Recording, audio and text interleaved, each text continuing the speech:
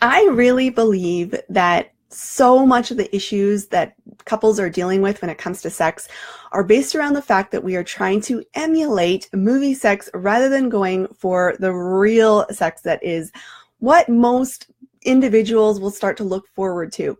So my intention with this video is to help you focus on what really matters, not what you think should matter, and start to look forward to it. But before I do that, I want to introduce myself. My name is Janna Denton-Howes. I am a marriage coach, and my specialty is sexuality. And even further in that broad category is helping women with low libido look forward to sex again, or for the first time. I am the creator of a program called 30 Days to Wanting It More. If you want more information about that program, it's really exciting. We are actually starting a live round of that program on April 9th. It's coming up really soon, and we'd love to have you join that. You can check information down below wherever you are, YouTube, Facebook, or my blog, and I'll have a link for you. I'll also tell you a little bit more at the end of this video.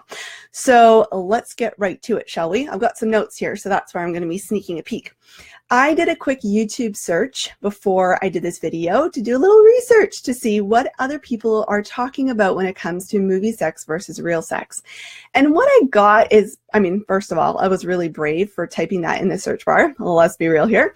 And nothing too crazy showed up. But what I noticed is that there is a really detrimental underlying message to some of these funny skits about movie sex versus real sex. So let me be a little bit clearer.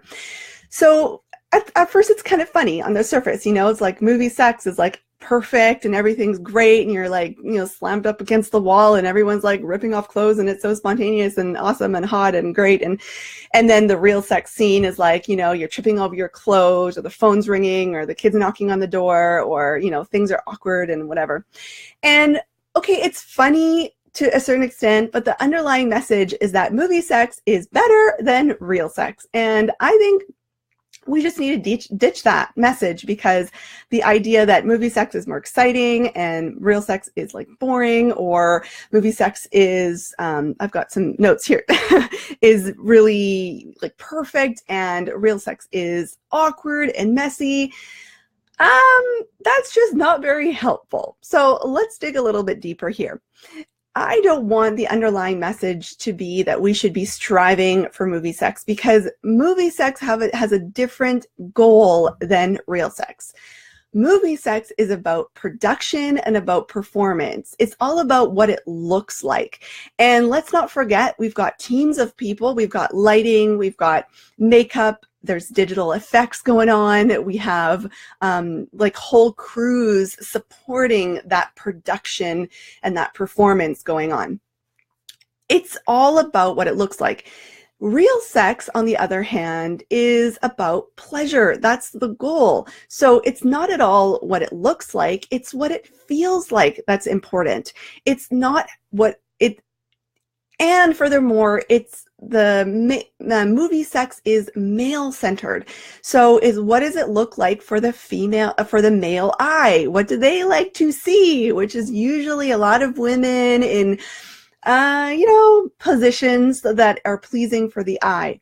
But for real sex, I firmly believe, and I might have some people who disagree with me, but I've seen tremendous success, is that it's focused on female pleasure. That if you can have the goal, if a woman is really in her pleasure and really enjoying it, then, and she's kind of leading the experience, then men are the perfect responders. Not only their emotional makeup, but also their physical makeup is so perfect for that. And again, I've seen tremendous, tremendous change happen when you just make that little shift.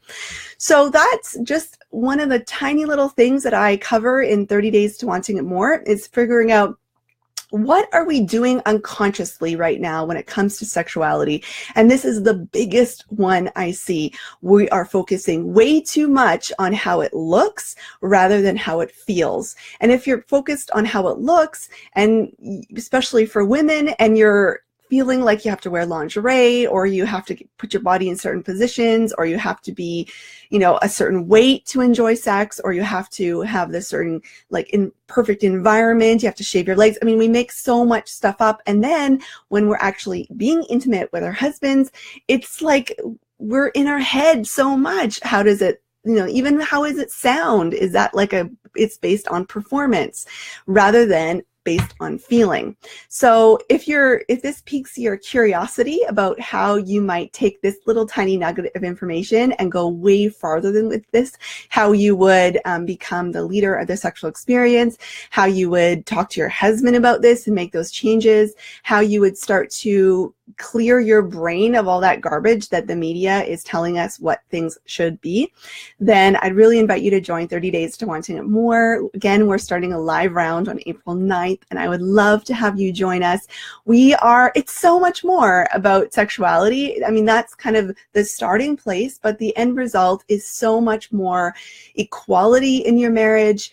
It helps you become more assertive.